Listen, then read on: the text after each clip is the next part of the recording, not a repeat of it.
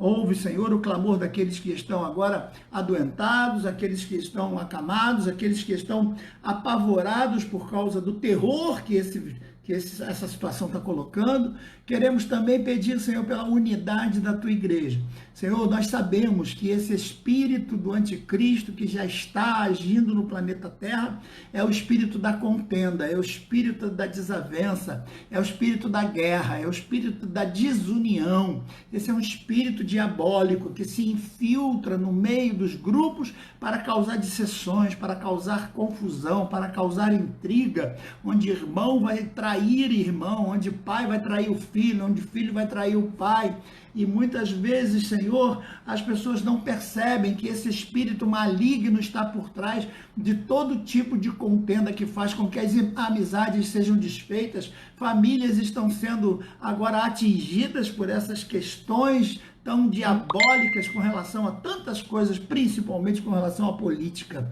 Ó, Senhor, tenha compaixão de nós, abençoa, Senhor, o teu povo, faça o teu povo despertar para não mais discutir essas coisas, Senhor, para deixar que os mortos enterrem seus mortos, para que nós vivos cuidemos apenas das coisas que dizem respeito à vida, porque teu espírito é o espírito de vida, e que possamos a cada momento curtir a vida que tu nos dá ainda, Senhor. Que estes sejam os momentos onde possamos nos unir, onde possamos nos amar, onde possamos nos abraçar, onde possamos achar conforto uns nos outros, com a alegria da unção do teu Espírito. Tenha compaixão de nós, Senhor, neste momento, e nos dá, Senhor, mais unidade, mais união, porque quando teu filho disse que quando se manifestasse não encontraria, era uma coisa difícil de achar, encontrar fé na terra, é para isso que o diabo está trabalhando, para terminar com toda a fé, com toda a alegria, com toda a comunhão, com todo o espírito de unidade. E nós repreendemos esse espírito da nossa família, repreendemos esse espírito maligno da nossa casa, dos nossos familiares, da nossa igreja, repreendemos todo espírito de contenda, espírito de sabedoria além da sabedoria de Deus, espírito de conhecimento além do conhecimento de Deus, que seja repreendido. Ninguém sabe mais do que ninguém, ninguém entende mais do que ninguém, ninguém é mais capaz do que ninguém, ninguém é melhor do que ninguém. O único que é soberano e acima de todas as coisas é o nosso Salvador Jesus Cristo, e nós queremos entroná-lo na nossa vida. Ele é o nosso presidente, ele é o nosso governador, ele é o nosso prefeito, ele é o nosso deputado, ele é o nosso vereador, ele é o nosso representante. Quem nos representa diante de Deus é o Senhor Jesus Cristo, teu Filho, Senhor. E nós queremos pedir o clamor com toda a tua igreja, para que o teu Filho venha nos amparar, nos ajudar nestes momentos difíceis. Pedimos em nome de Jesus. Amém. Você pode dar um amém? Falou dos fins dos dias, a gente já falou da situação calamitosa, a gente já falou de como seria a intriga, de como seria a religião, de como seria as questões dos homens agindo cada vez mais, perdendo o amor natural, perdendo o carinho, perdendo a afeição, perdendo o respeito, né? São os climas que o anticristo provocaria antes mesmo da sua posse, porque o anticristo é um enviado de Satanás, a comando de Satanás. Então o mundo vai ser preparado por Satanás exatamente para isso, para colocar o anticristo no poder, e para que ele possa comandar o mundo dentro do clima de discórdia, de desavença, para que ele venha como uma solução. Todo mundo vai aplaudi-lo como sendo aquele que vai solucionar, quando na realidade não. Então, com ele, a manifestação da apostasia se dá, a manifestação da iniquidade acontece, ele que depende das trevas para reinar, a luz vai ser levada junto com a igreja, o Espírito conduz a igreja para o céu, e agora as trevas tomam conta completamente nesse período de grande tribulação. E vai durar durante o tempo que nós falamos, aparentemente, em torno aí de 7 anos, que são os anos da semana de Daniel, 70 semanas, a última semana é a que falta, a 70ª semana. A gente também já explicou isso, já leu o texto para vocês, e a gente falou sobre a grande tribulação e os acontecimentos. Falamos sobre os selos que seriam abertos, falamos sobre as trombetas e falamos também sobre as taças, que seriam as maldições. Agora precisamos apenas contornar essa situação para entrarmos no restante do que temos a falar. Então já estamos praticamente caminhando para o fechamento dessa matéria, entre aspas, que é a escatologia, o estudo dos últimos acontecimentos, se bem que outros acontecimentos vão se dando à medida que vão acontecendo, né? Quanto mais acontecimentos vai se dando, nós vamos voltar. A escatologia é um tema sempre atual, porque estamos vivendo ele. Então, sempre que for necessário, mesmo que mudemos o assunto para um outro contexto de assunto, vamos continuar ligados como igreja, as mensagens serão sempre para que a igreja se mantenha como fonte espiritual de vida para toda a família e para todos aqueles que estão à volta, porque nós somos a lâmpada de Deus. Nós somos a luz do mundo, nós é que temos que brilhar, por isso que nós somos representados como luz. Nós somos a luz do mundo e não se pode pegar a luz e esconder. Satanás está fazendo isso, está fazendo com que a luz seja apagada por outros conceitos humanos negativos, e a gente vai trabalhar sobre isso amanhã com calma, mostrando para vocês o candelabro. Agora eu queria então reler um texto que nós já lemos, para pegar o fio da meada com vocês, que é a vinda de Jesus em glória propriamente dita, e depois falarmos sobre as profecias, todas elas a respeito de Jesus, muitas delas cumpridas e algumas que ainda não se cumpriram. Então, vamos ler a partir de agora o capítulo 19 de Apocalipse, o versículo 11 em diante, que é quando o céu se abre.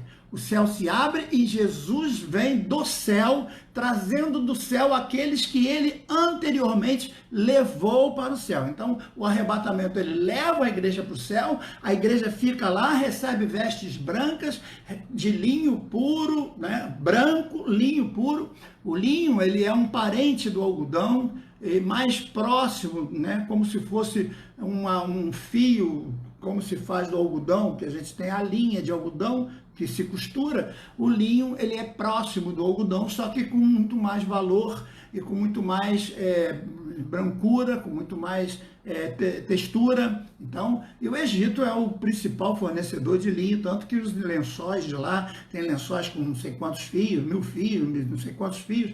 Quanto maior a quantidade de fios de linho, mais valoroso é. Então, o linho puro branco é caríssimo, é o pano mais caro que tem. Um lençol de linho puro branco, ele é muito caro, muito caro. Então, essas vestes são caríssimas até hoje, já era naquela época e até hoje são muito caras. Você que entende aí de lençol e tal, os lençóis do Egito que são de linho puro, as roupas de linho, né? Agora não sei se está mais na moda, mas eu cheguei a ter paletó de linho, calça de linho, camisa de linho, né? Amarrota fácil, muito fácil, porque a pessoa tem que saber se comportar quando está se vestindo de linho. Então, tem tudo a ver com um contexto. A gente até pode fazer depois um estudo do significado do linho, que é um tipo de Jesus e é um tipo do homem purificado. Porque o linho tem que ser amassado, ele tem que ser embolado, ele tem que ser espremido. E quanto mais espremido ele vai ficando, vai botando na água, vai lavando, vai lavando. Quanto mais lavado for o linho, mais puro ele vai ficando. Assim como nós, quanto mais lavados vamos ficando, quanto mais lavados vamos sofrendo no dia a dia, a pureza vai chegando. Por isso que o linho tem que ser puro, que representa a nossa alma diante de Deus, como almas puras, remidas, lavadas e purificadas, certo? Então o céu se abre e eis um cavalo branco que estava montado sobre ele, chamava-se Fiel e Verdadeiro. Veja então que não há dúvidas alguma de que esse aqui seja Jesus. E julga e peleja com justiça. Versículo 12. E os seus olhos eram como chama de fogo. Então agora o seu olhar não é mais aquele olhar tenro, de ternura. Quando Pedro nega ele, ele olha para Pedro e o seu olhar era um olhar muito aconchegante, muito perdoador. Agora não mais, não. Quando ele voltar, aquele olhar de ternura, de compaixão, já se transformou num olhar como chama de fogo. É o que está escrito no texto. Não, mas Jesus é bonzinho, ele é todo amor, ele jamais vai punir alguém. Não vá atrás dessa conversa, porque infelizmente não é verdadeira. Então está aqui no versículo 12, os seus olhos são como chama de fogo, sobre a sua cabeça estão vários diademas, e tinha um nome escrito que ninguém sabia senão ele mesmo. Aqui eu tenho que parar um pouquinho para a gente discutir, porque hoje surgiu, nos nossos dias, há algumas décadas para cá, uma divisão muito grande dentro das igrejas chamadas cristãs, com relação ao verdadeiro nome de Deus, o verdadeiro nome de Jesus. Alguém diz que ele é Yeshua, ele é Javá, ele é já fui, ele é já não foi, cada um inventando um nome diferente para dar ao Senhor Jesus, para dar a Deus, e chama Deus não sei quem em hebraico. Alguém acha que pronunciar o nome em hebraico, outros acham que tem que pronunciar em aramaico. Esse monte de coisas que nada tem a ver com a salvação, a não ser intrigas que fazem divisões na igreja. O verdadeiro nome, aquele nome que está a essência do conhecimento e da pureza da grandeza, ninguém sabe. Tanto que está escrito aqui no versículo 12, olha, e tinha sobre ele escrito um nome que ninguém sabia a não ser ele mesmo. Então, qual é o nome verdadeiro de Deus? É El Shaddai? É o Shalom? É Yavá? Yachá? É Jeová? É Yavé? Essas coisas não importam. Importa que ele é o único soberano Deus, aquele que recebe a adoração, aquele que vê todas as coisas, aquele que conhece todas as coisas, e ele sabe que nós o amamos. Porque eu quero dizer uma coisa para você com toda sinceridade. Quanto mais você ama alguém, menos importante é o nome desse alguém. Quanto mais eu amo uma pessoa, menos importante é o nome dessa pessoa para mim. Eu vou te explicar. Por exemplo, eu quando me refiro à minha esposa, junto com as pessoas eu digo minha velha. Sempre foi um tratamento carinhoso. Não que eu esteja dizendo que ela é velha, né? Porque eu também sou velho. Mas minha velha é um tratamento carinhoso. E entre nós nos chamamos de amor. Eu não chamo ela de Carmelita de Oliveira Videira. Ela não me chama de Jorge Videira. Então o meu nome, Jorge Videira, entre nós não vale muito, porque entre nós existe um outro sentimento. Entre nós existe uma outra comunhão. Certo? Então, quando meu netinho nasceu, Bernardo, para ele, para mim, ele é o meu quiolinho, é o meu quiolo. Quando eu digo quiolo, ele já sabe que é ele, é o meu quiolo. O quiolo é um nome que para mim é um nome carinhoso de chamar ele. Agora nasceu o Benício e para mim é o Cotoquinho, é o Cotoco, meu Cotoco do vovô. Então vejam como nós temos essa facilidade de chamar as pessoas que nós amamos de bem, de querido, de amor, de benzinho, de filho, filha, né? Porque raramente você chama alguém pelo nome. Até a criança, se você chamar uma criança pelo nome todo, por exemplo, eu me lembro quando a minha mãe chamava Jorge Videira, eu dizia, ai meu Deus, já vem coisa, porque chamou o nome completo, tem problema, porque ela não está muito feliz. Eu não sei se com vocês aconteceu a mesma coisa, mas eu tenho quase que certeza que com a maioria acontece. Então, o nome, ele distancia, porque para mim é meu irmão, é meu querido amigo, meu querido amado, meu irmão querido. São outros termos que nós usamos. Então, Deus nunca quis dar um nome. Quando ele disse para Moisés, vai lá e diga o que eu sou, eu sou, eu sou. Os outros não são. O único, eu sou o Deus de Abraão. Ué, mas Abraão não tinha morrido? Mas ele usa o verbo na primeira pessoa, ele diz eu sou. Ele não diz eu fui o Deus de Abraão, porque Abraão não estava morto, Abraão estava vivo. Então ele diz eu sou, porque Abraão está vivo. Eu sou o Deus de Isaac, por quê? O Isaac não tinha morrido? Tinha, carnalmente sim, mas espiritualmente estava vivo. Então ele é o Deus de Abraão, porque Abraão está lá. Ele é o Deus de Isaac, porque Isaac está lá. Ele é o Deus de Davi, porque Davi está lá. Então, todos esses salvos que morreram crendo no sacrifício expiatório do sangue do Cordeiro, eram substitutivo pelo Cordeiro verdadeiro que era Jesus. Todos esses estão vivos, no sentido espiritual, no sentido das suas almas vivas. Então, qual é o nome verdadeiro de Deus? Um dia nós vamos saber, porque agora só sabemos em parte. Agora, fisicamente, humanamente, é aquilo que nós lemos lá em Atos capítulo 4, a partir do versículo 10, o único nome dado entre os homens pelo qual possamos ser salvos, Está lá, capítulo 4 de Atos dos Apóstolos, palavras do apóstolo Pedro, o único nome pelo qual devemos ser salvos, e ele escreveu em grego, foram palavras de Lucas, Lucas escreveu isso lá em grego, então é o nome de Jesus. Se você preferir chamar ele de Yeshua, tudo bem, é uma conotação, mas eu acho bobagem chamar pelo nome em grego. Qual é a diferença de chamar alguém pelo nome em inglês ou em nome em português? O nome, o importante é que ele é. Não é importante o nome, é importante quem ele é. Não é importante o pastor, é importante o Jorge Videira que é importante, porque o pastor não dá nome ao Jorge Videira, mas o Jorge Videira dá significado à palavra pastor. É o Jorge Videira que dá significado à palavra professor, porque tem muita gente que é professor, mas não é professor. Tem o título de pastor, mas não é pastor. Tem o título de presbítero, mas não é presbítero. Tem o título disso, não sei, mas não é. Então é importante você ser.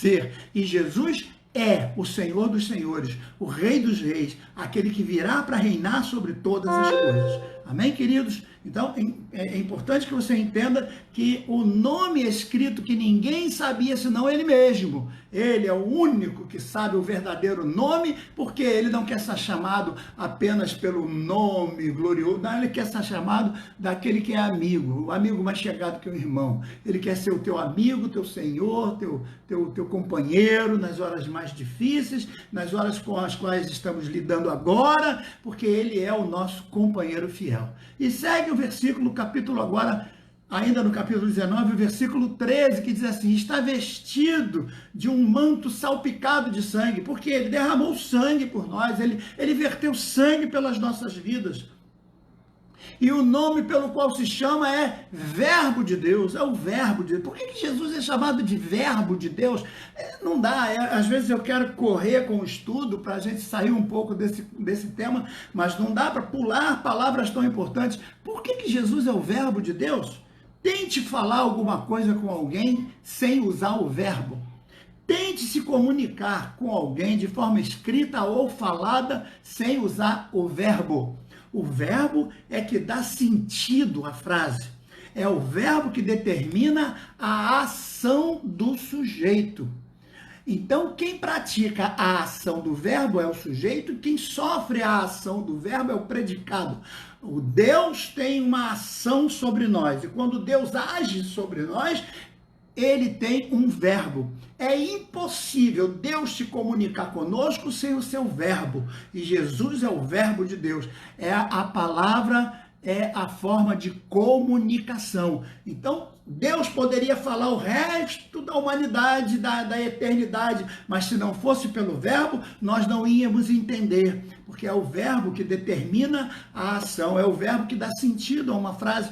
Nenhuma frase tem sentido sem o verbo. Então, assim como Deus jamais poderia falar conosco sem o verbo, também nós jamais poderíamos falar com Deus sem o verbo. É impossível falar com Deus sem o verbo. Por isso que Jesus é a união, é a verdadeira religação. Religar é religião. A verdadeira religião, meu amigo, não é um conceito, não são regras escritas, estabelecidas, não é uma organização. A verdadeira religião é uma pessoa. Essa pessoa está aí agora. É o verbo de Deus que faz com que você tenha condição de conversar com Deus. Você pode falar com ele através do verbo, porque o verbo vai dar sentido ao que você fala. O verbo vai fazer ele entender o que você fala, e quando ele falar com você, o verbo também vai fazer você entender, porque você vai compreender o verbo da ação, a ação dele para contigo. As palavras dele serão entendidas,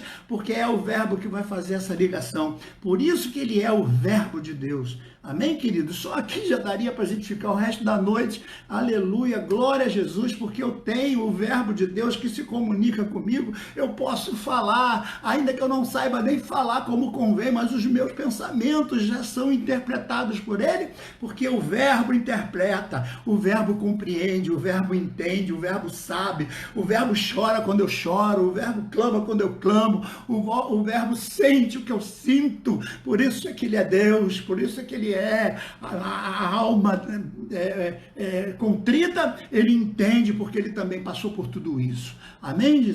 Glória a Jesus. Então, Versículo 14 agora. E seguiam-no os exércitos que estão no céu, com cavalos brancos e vestidos de linho puro, branco, reluzente. Que coisa linda, meus irmãos. Olhe para você, imagine o céu se abrindo, você vindo com Jesus, glorificado. Vale a pena você esperar, vale a pena você passar pelo que está passando, vale a pena você sofrer o que está sofrendo, meu amigo. Está doendo, eu sei que dói. Está gemendo, eu sei o que é gemer. Está sentindo solidão, eu sei o que é solidão. Quem sou eu para dizer que sei o que você está sentindo, mas eu sei os que eu já passei, eu sei os momentos pelos quais eu já passei, e eu nunca passei por nenhum momento sozinho. Eu sempre me senti acompanhado com aquele que está em todos os momentos da nossa angústia. Glória a Jesus. Isso merece um glória a Jesus. Você pode escrever aí glória a Jesus, pode escrever um amém, um glória a Deus bem forte, porque Jesus está aí, está aqui conosco, está em nossas vidas. Aleluia! Ele é que é o responsável pela pureza das nossas vestes, pela brancura da nossa vida, do nosso ser, de umas vestes puras, reluzentes, de linho puro, resplandecente. Versículo 15, da sua boca saiu uma espada. Então agora ele não vem mais para pregar, ele não vem mais para anunciar, ele vem agora para ferir. Para ferir as nações, ele regerá com vara de ferro. Acabou a graça, acabou a boa vida. E ele mesmo é o que pisa no lagar do vinho do furor da ira de Deus Todo-Poderoso. Aqui também poderia parar para explicar, mas o tempo não dá, a gente tem que seguir. Ai, glória a Jesus. Versículo 16. No manto sobre a sua coxa, então ele vem com o manto dele cobrindo, e cobrindo também a sua coxa, está escrito: Rei dos reis e Senhor dos senhores. Rei dos reis e Senhor dos senhores. Olha que coisa fascinante, que coisa maravilhosa, que coisa extraordinária é saber que o Rei dos reis, o Senhor dos senhores, ele vem e vai estar conosco nesse momento tão glorioso da nossa vida, da nossa presença nesse momento ali. Então, a sua coxa está escrito Rei dos reis, Senhor dos senhores.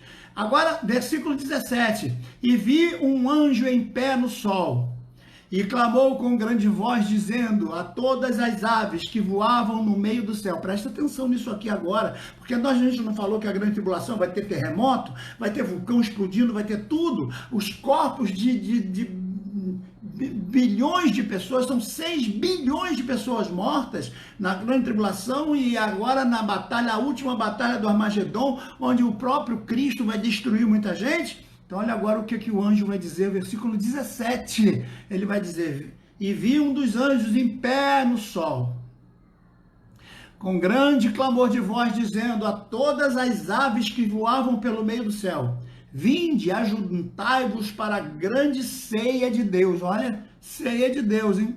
Ceia, não é a ceia do Senhor que nós comemos não, é uma ceia diferente. Aquela ceia do Senhor é para livrar. Essa ceia do Senhor é para demonstrar a autoridade de Deus sobre a terra, certo? Aí vem o 18, olha o que está escrito: para comer de carnes dos reis, dos comandantes, carne dos poderosos, carne dos cavalos e dos que neles montavam, sim, carnes de todos os homens, livres e escravos, pequenos e grandes. E agora o 19, vi a besta e os reis da terra e os seus exércitos reunidos para fazerem guerra àquele que estava montado no cavalo e ao seu exército. Os camaradas são tão malucos que ele vai ver o céu aberto, vindo de Deus, uns seres glorificados com um cavalo branco, e eles ainda vão querer dar tiro, dar metralhadora, sei lá o quê, para tu ver o instinto maligno que está sobre essas pessoas que não vão se converter de jeito nenhum, certo? E aí o texto diz, onde estava, versículo 20, e a besta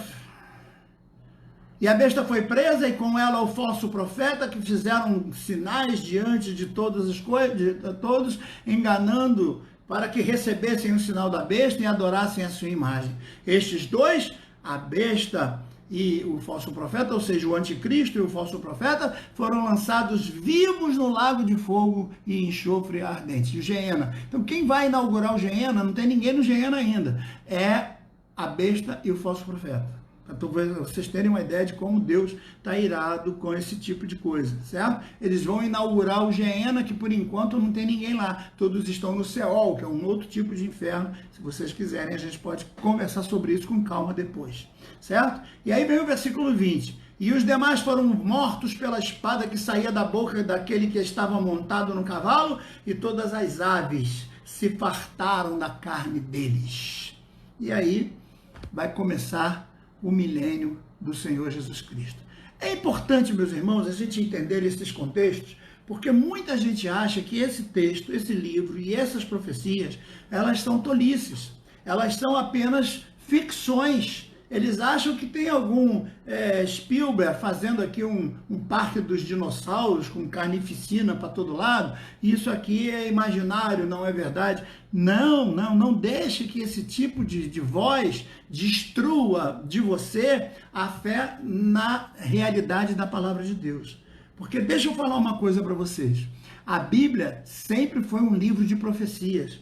A Bíblia sempre foi um livro de revelação. Apocalipse não é a única revelação que há na Bíblia, embora ele seja chamado de o livro da revelação, mas todos os livros da Bíblia contêm revelações, sim, desde o começo. Quem é aquele que nasceria da semente da mulher e pisaria na cabeça da serpente, que está lá no início do livro de Gênesis, quando a mulher peca? Quem é? Que é escrito por Moisés. Quem é? Não é Jesus? E a profecia não se cumpriu? Jesus não veio e não nasceu? Então veja, eu vou citar para vocês algumas profecias que comprovam a autenticidade da Bíblia como um livro profético. Para vocês terem uma ideia, Isaías, no capítulo 7, a partir do versículo 14, ele profetiza uma coisa inédita. Ele diz que Jesus teria que nascer, o Messias teria que nascer de uma virgem, certo? Isaías 7, versículo 14, isso está na sua apostila. Se você ainda não tem a apostila, é só clicar lá no Messenger,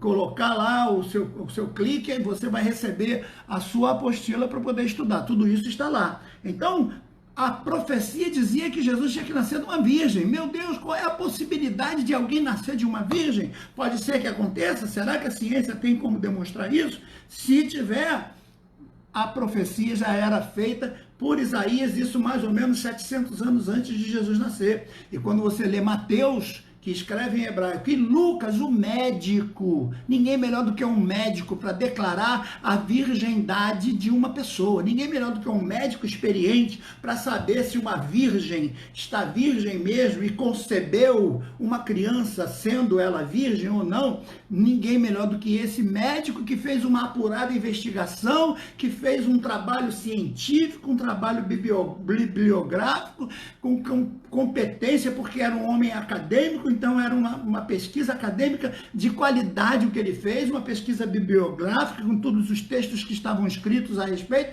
Ele testemunhou com pessoas, ele fez uma pesquisa de campo com questionários, investigando com pessoas que viram, que ouviram, que eram parentes dos que viram, para se certificar da veracidade dos fatos. Então, Lucas é um livro autenticamente histórico, comprovadamente, e aceito nas maiores faculdades de história como livro primário, tá certo? Como fonte primária. Então não se perca aí, não estamos falando bobagem, os crentes não são tolos falando bobagens, não estamos diante de um homem historiador que era formado academicamente, e ele vai atestar que Jesus nasceu de uma virgem, cumprindo a profecia de 700 anos. Letra B, o Messias teria que vir de Belém. Belém, uma cidadezinha de nada, que é um lugarejo até hoje. Eu estive em Belém várias vezes. Ela é praticamente dividida em 3 ruas principais e algumas transversais, porque é um lugarejo pequeno, hoje de posse dos filisteus lá, né, dos palestinos, certo? Mas vejam, ele tinha que nascer em Belém, conforme fala Miqueias capítulo 5, e você encontra Mateus de novo, dizendo para os judeus que Jesus nasceu em Belém, e você encontra Lucas na sua pesquisa, dizendo que Jesus nasceu em Belém. A terceira profecia é que ele tinha que ser um profeta igual a Moisés. Isso está em Deuteronômio 18, versículos 15, versículos 18, versículo 19.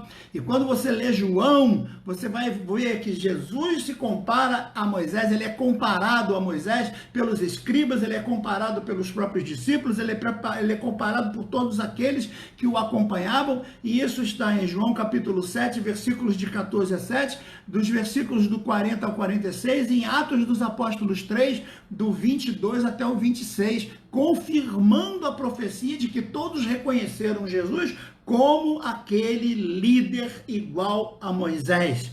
A outra profecia era que Jesus tinha que entrar na cidade de forma triunfal. Zacarias capítulo 9 profetizou que Jesus entraria sendo aclamado pela multidão. E quando você lê Mateus e lê João, Mateus 21, João 12, Jesus entra na cidade sendo aclamada com mantos e palmas espalhados pelo chão e a cidade toda alvoroçada gritando hosanas ao que vem em nome do Senhor. Então essa profecia se cumpriu na íntegra. A outra profecia é que o Messias teria que ser rejeitado pelo seu próprio povo, Isaías 53, depois o Salmo 118 e outros textos mais, e isso se cumpre quando o próprio João, escrevendo a respeito, diz que ele veio para os seus e os seus não o receberam, e depois você encontra Mateus capítulo 26, João 12 e outros textos mais, mostrando que os seus próprios o rejeitaram, não aceitaram, não o quiseram. A outra profecia diz que ele deveria ser traído por um dos seus seguidores, e isso também se cumpriu. Jesus foi traído exatamente por um dos seus apóstolos. A outra profecia diz que ele deveria ser condenado e julgado publicamente, Isaías 53, verso 8, e isso se cumpriu em Mateus 27 e em Lucas 23. A outra profecia dizia que ele tinha que guardar silêncio diante dos acusadores, que ele seria como ovelha muda levada pelos seus tosqueadores, e isso se cumpriu em Mateus 26, em Mateus 27, e Marcos 14, e Marcos 15, e Lucas 22, e João 19. O Messias deveria ser zombado e escarnecido pelos seus próprios, e isso está em Salmo 22, isso se cumpriu em Mateus 27 e Lucas 23. O Messias tinha que morrer crucificado. Esse é um das grandes profecias da Bíblia, porque crucificação não era a forma dos judeus matarem pessoas, não era a forma dos israelitas matarem as pessoas, condenarem as pessoas.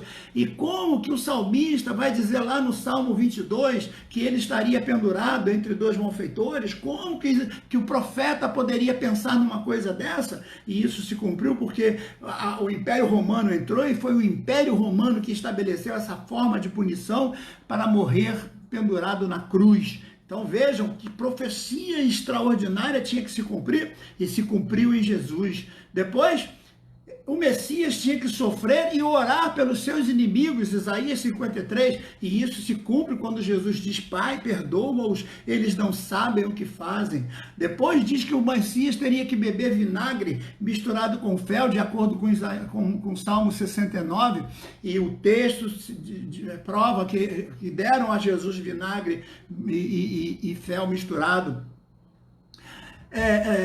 Outra profecia diz que eles tinham que lançar sortes das suas vestes. O Salmo 22 fala sobre isso, e também se cumpriu que lançaram sorte sobre as vestes de Jesus. Outra profecia de Números 9, de Êxodo 12, dizem respeito ao fato do Messias não ter seus ossos quebrados, porque o cordeiro não poderia ter ossos quebrados para o sacrifício. E isso se cumpre porque Jesus não teve nenhum dos seus ossos quebrados, e isso dito pelo próprio João, porque foi o discípulo que ficou até o final, mesmo de longe, mas ficou acompanhando desde todos os fatos, e ele testifica que nenhum dos seus ossos foram quebrados. O Messias tinha que morrer pelos nossos pecados, Isaías 53, Isaías 10, Isaías 12, E isso se cumpre porque Jesus morreu pelos nossos pecados. O Messias deveria ressuscitar dos mortos, como diz o salmista no Salmo 16 e tantos outros textos do Antigo Testamento.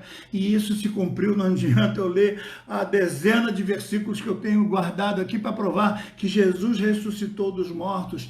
E depois o Messias teria que ser recebido à mão direita do Pai e assentar-se sobre uma cadeira especial, conforme o Salmo 110 e outros textos mais, como o próprio Davi disse, diz o Senhor ao meu Senhor, assenta-te à minha direita e eu te darei por escabelo dos teus pés. Olha, Davi já era Senhor, já era o rei, e ele diz o Senhor, o Deus, ao meu Senhor. Quem é? Tem dois senhores aí. Davi já é o Senhor, é o rei da nação, ele é o mandatário maior, é o que mais manda na nação, porque ele é o rei. No entanto, ele está se referindo a dois senhores. Ele disse o Senhor ao meu Senhor. Opa, Deus Pai disse ao Deus Filho, assenta-te à minha direita e eu colocarei todos os teus inimigos por escabelos dos meus pés. E é o que se cumpre, porque quando o texto diz, Marcos capítulo 16, 19, Lucas 24, de 50 a 51, Atos 2, do 33 ao 36, e Hebreus 10, de 12 a 13, mostram que Jesus foi levado às alturas, uma nuvem o recolheu, e desde então ele está assentado à destra de Deus Pai Todo-Poderoso, ouvindo as nossas orações e os nossos clamores.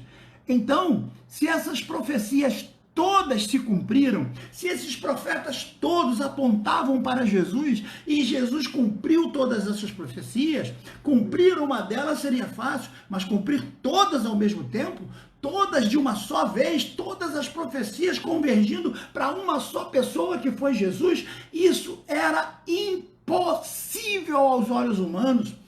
Até uma virgem dar à luz, pela ciência, eles estudaram várias formas, vários métodos e acharam que teria condição de uma em não sei quantos milhões acontecerem. Mas uma virgem conceber e todas essas centenas e centenas de profecias a respeito do Messias se cumprirem, são mais de 300 citações a respeito de Jesus como Messias e todas elas se cumpriram. A Bíblia é um livro profético e ela se cumpriu.